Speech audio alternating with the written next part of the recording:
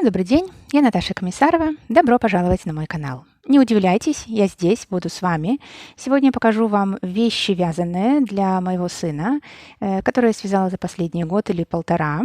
Но будем сегодня на таком фоне показывать, потому что, как вы, наверное, уже заметили, в видео о готовых работах практически во всех очень прыгает у меня почему-то свет. Не знаю, или что-то с камерой, или что-то еще, но постоянно меняется, и я прилагаю довольно много усилий, чтобы это хоть как-то выровнять. Не знаю почему, но у меня, наверное, какой-то автомат стоит, не знаю. Я вам покажу это сегодня все на этом фоне. По крайней мере, не будет свет прыгать. Я на это очень надеюсь. Все работы, которые я вам покажу сегодня, были показаны в предыдущих видео. В видео о готовых работах финальный результат и в видео о процессах, какие были трудности, какие были проблемы с вязанием, может с пряжей, может с фасоном, может с узором. Вы это все найдете в видео о процессах.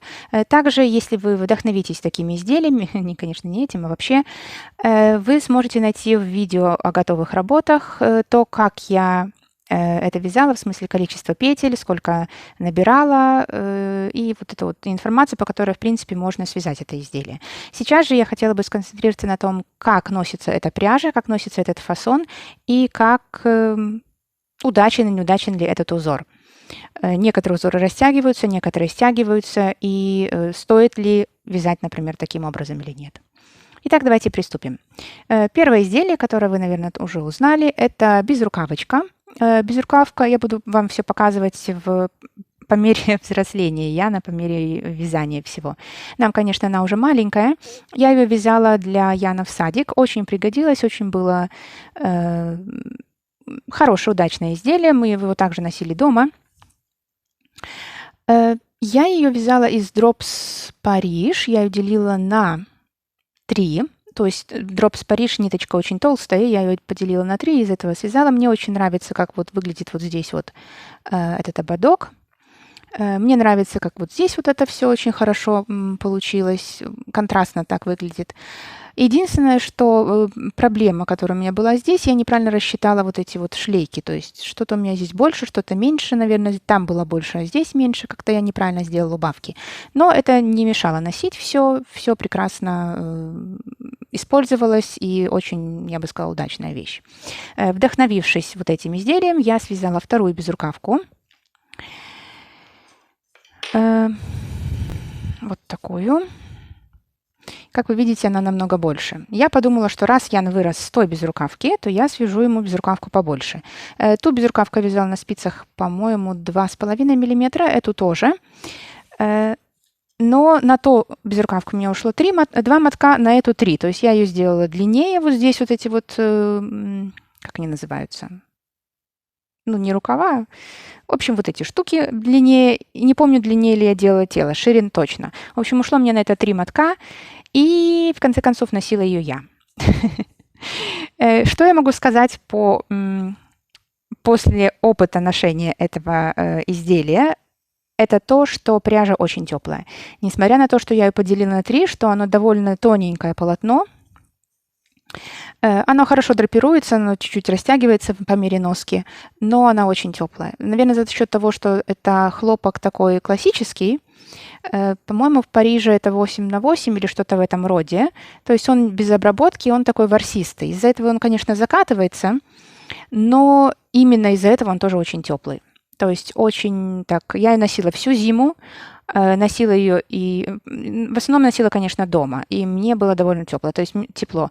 Мне не надо было никаких там дополнительных кофт, не надо было ничего такого. Безрукавки абсолютно вполне хватило.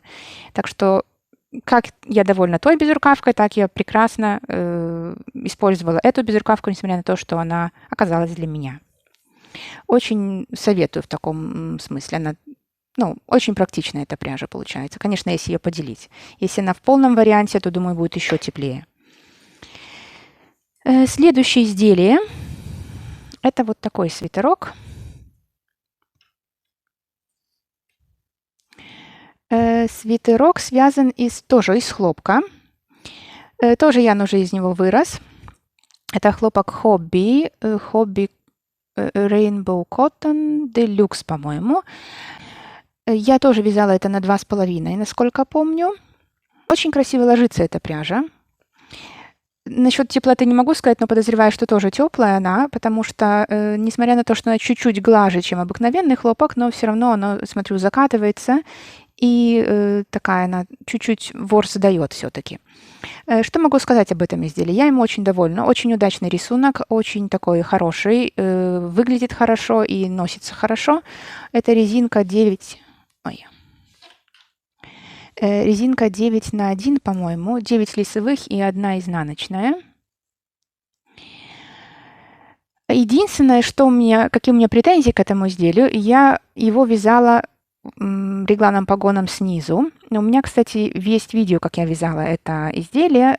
Там есть количество петель, по-моему, как я вот это вот вывязывала. То есть это не такой мастер-класс попетельный, так? Просто как я вязала и какой принцип вязания этого. Единственное, что мне кажется, что для детей вот этот вот реглан-погон, он очень непрактичен. Потому что если у нас обыкновенный реглан, классический, то ребенок растет вместе с тем, как у него растут рукава. Так? Но в данном случае, если вот эти плечики так, связаны ровно по ребенку, по размеру, то оно очень быстро выходит из, ребенок очень быстро из этого вырастает. И если был бы обыкновенный реглан, то эти просто плечики сдвинулись бы, так, и можно было бы дальше носить, если, например, еще рукава подходят по размеру. Но в данном случае вот это вот все начинало тянуть, и уже видно было, что этот свитер мал, несмотря на то, что рукава и по длине он был еще в пору. Так что думаю, что такой вот именно принцип вязания реглана, он все-таки для более взрослых людей, которые аж так сильно не растут и так быстро не будет выходить это изделие из строя. Для маленьких деток все-таки обыкновенный реглан был бы самый практичный. А так я этим изделием очень довольна, мы его много носили, и очень он неплохо выглядит. Посмотрите, может, вблизи чуть-чуть. Очень аккуратненько эта пряжа выглядит, очень хорошо выглядит резинка, очень неплохо. Следующее изделие – это вот такой вот свитер, абсолютно обыкновенный. И я после того реглана погона решила все-таки вязать все обыкновенным регланом. Свитерок абсолютно обыкновенный, хлопок 100%. Это, по-моему, Hot Hobby Cotton 8х4 Rainbow Cotton. А это, по-моему, у меня оставался какой-то Drops Loves You 7. Метраж одинаковый, все абсолютно друг к другу подходит. Но, вы знаете, мне настолько нравится, как сочетаются эти цвета, и они настолько освежают ребенка, я была очень удивлена. То есть вот этот вот светлый цвет очень просто прекрасно выглядит. И Яну он нравился, и нам очень нравился, потому что он очень свежо выглядит. Так что очень советую все-таки вязать даже для деток светлые изделия, несмотря на то, что да, понимаю, что это все быстро пачкается и может быстро выйти из строя, но сколько ребенок это поносит? Ну, поносит он сезон или два, и все равно и так надо будет куда-то это девать. Но светлое очень хорошо смотрится. Смотрю, тут катышки уже. Пряжа закатывается, но она ворсистая, поэтому она теплая, и поэтому, конечно, чуть-чуть закатывается, есть чуть-чуть здесь. Так что это изделие очень удачное, но, опять же, мы уже его не носим, Ян уже вырос из него. Здесь я делала горловину, ой, не покажу, горловину контрастным цветом делала внутри. У меня просто на всех изделиях метка с именем и фамилией Яна и телефоном моим и мужа. Так что там не покажу. Следующее изделие, и может еще одну в полосочку, это совсем недавнее изделие, покажу вам. Это опять же свитер в полосочку. Он чуть-чуть больше, чем предыдущий, связан буквально недавно его закончила, я вам показывала. Мне кажется, что он довольно впритык Яну по длине. То есть рукава ему сейчас вот точно-точно, длина нормально, по ширине тоже нормально, но вот думаю, что на весну уже будет он слишком мал. Очень нравится идея в данном случае. У меня здесь вообще микс всех пряж, опять же хлопок это, все эти вот хлопки, которые я вам показывала, там метраж, конечно, кроме Drops Париж, метраж стандартный 170 метров на 50 грамм, да. Здесь у меня это Farmers Yarn, по-моему, хлопок. Вот эти вот два это Drops Loves You 7. А вот это от хобби. У меня было каких-то 2 или 3 мотка, и я поэтому решила все это пустить в полоски. Пока не знаю, как будет носиться, но в принципе, я думаю, будет носиться точно так же, как и предыдущие изделия из такой же пряжи. Очень удобно, они очень теплые, они очень практичны, их можно стирать в машинке. Я стираю на 40 градусах, прекрасно выглядит, ничего с ними не случается. Здесь чуть-чуть по-другому горловину делала, и мне сейчас очень нравится здесь горловину делать без кетлевки. Тоже очень хорошо смотрится. Здесь цвета можно добирать любые, можно сделать в зеленых оттенках, я вот тоже планировала. У меня просто были эти цвета, потому что один моток такого цвета, остатки вот этого розового, я хотела все это связать, тем более Ян хотела розовый. И хорошо на нем смотрится, на удивление, вот эти вот цвета, довольно яркие, тоже очень даже неплохо. Так. Вот такое. Сейчас посмотрю, как у вас оно смотрится, потому что с ним всегда проблема, чтобы передавалось все. Вот так вот. Покажу вам. Может, чуть-чуть ближе. Не знаю, видны ли эти точечки здесь. Это свитерок из пряжи Drops Safran. Извязывала, скажем, остатки. И здесь взяла такой рисунок. Он довольно такой пухленький. Вот так он выглядит изнутри. Он тянется, и он тянется вниз. То есть здесь основа это узор рис 2 на 1. 2 или 3 на 1, где-то в этом вот, что-то в этом роде. И я показываю в одном из своих видео, как вязать такой рисунок. Но он тянется. Он, во-первых, пряжа сама тянется. Она не такая ворсистая, как, например, предыдущая. И из-за того, что она более гладкая, она более тянется. Можно, конечно, было постирать этот свитер в машинке на 60 градусах. Он бы тогда сел, он был более был стабильный. Но мне чуть-чуть жалко, он был бы тогда совсем жесткий. Пока стираю на 40 градусах, опять же, в машинке, и он довольно пластичный. Не становится таким дубовым. В начале, когда я его постирала, размеры вообще не изменились после первого ВТО, после того, как я связала. Но в процессе носки он очень вытянулся. Он очень вытянулся в длину, он разошелся по рукавам. Так что, с одной стороны, конечно, это нехорошо, но с другой стороны, на вырост для Яна сейчас, а как раз после лета, когда детки быстро растут, то, думаю, этот свитер как раз будет хорошо. Мы его носили, он выглядит неплохо. Я вставлю фотографии, как все это выглядит. Посмотрите. И очень светлый этот узор, очень такой интересный, я бы сказала. Единственное, что, опять же, надо связать образец, постирать его. Если вам нужны точные, конечно, размеры, точное вязание. Но когда вы постираете, это все надо еще где-то поносить чуть-чуть. То есть, не знаю, в сумку бросить или просто ее как-то помять несколько раз, потому что растягивается этот узор. Опять же, реглан классический я уже делаю. Очень тоже удобный, очень хорошо смотрится. Сзади то же самое. Так, и еще один свитерок. Вот такой вот.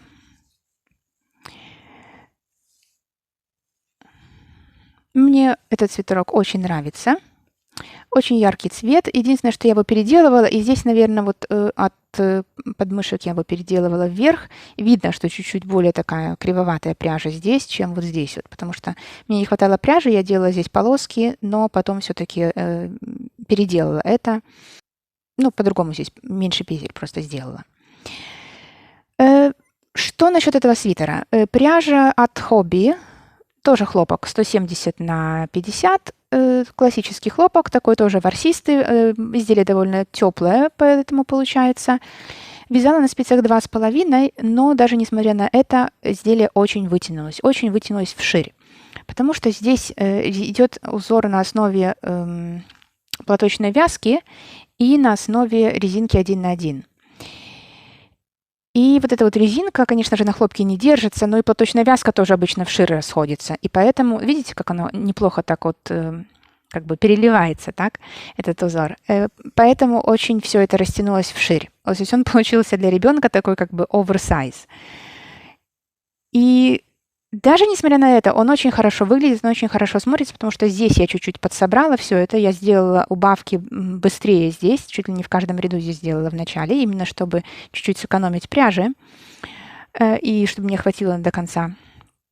Но единственное, что он очень растягивается. То есть надо тоже делать правильные расчеты и правильно все это вязать, если, конечно, вам нужны точное вязание, точные расчеты.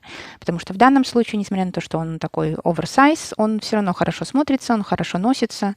И, ну, единственное изделие оверсайз для ребенка не помешает. Такое свободненькое. И это, в принципе, все мои работы для Яна за последний, наверное, год-полтора. Этот мы еще будем носить тоже. И сейчас я вам покажу, может, аксессуары. Итак, шапочка. Вот так она выглядит. Вы, наверное, ее помните. Это шапочка из хлопка. Честно говоря, не помню, как он точно называется. Он довольно толстенький. Там, по-моему, было 125 метров на 50 грамм. Ян из нее уже вырос, и поэтому я решила связать другую. Единственное, что претензии как бы к этой шапочке, это то, что она чуть-чуть жестковатая все-таки. Может, потому что я постирала, наверное, на 60 градусов, как всегда, а может и нет, но хлопок, он все-таки чуть-чуть жестковат. Он разнашивается, конечно, но все равно хотелось бы чуть-чуть помягче. И ввиду того, что мне очень понравился такой узор, ввиду того, что мне понравился такой же фасон, я сделала еще одну такую шапочку, но уже из пряжи Drops Cotton Merino. Сделала ее больше, по-моему, на один раппорт вот этого вот узора, и она получилась большой. Я ее, конечно же, не стирала так хардкорно, как предыдущую. Это точно. Я уже теперь смотрю на это, обращаю внимание. Но шапочка очень растягивается. То есть если сейчас она после стирки нормально по голове, то в процессе носки она очень сильно растягивается, Яну лезет на глаза, поэтому чуть-чуть мы подождем с ношением этой шапочки. Может, конечно, в этот сезон осенью ему уже будет она как раз, но голова в таком возрасте уже не так сильно растет, как у маленьких детей, поэтому не думаю. Эта шапочка, в принципе, на меня сейчас подходит. Так что, может, уже в школе Ян как раз дорастет до нее. Но очень хорошо выглядит, узор очень хорошо смотрится. И вообще на этой пряже тоже этот узор хорошо смотрится. Тут лицевые петли, резинка 1 на 1 и скрещенные, так, по 3.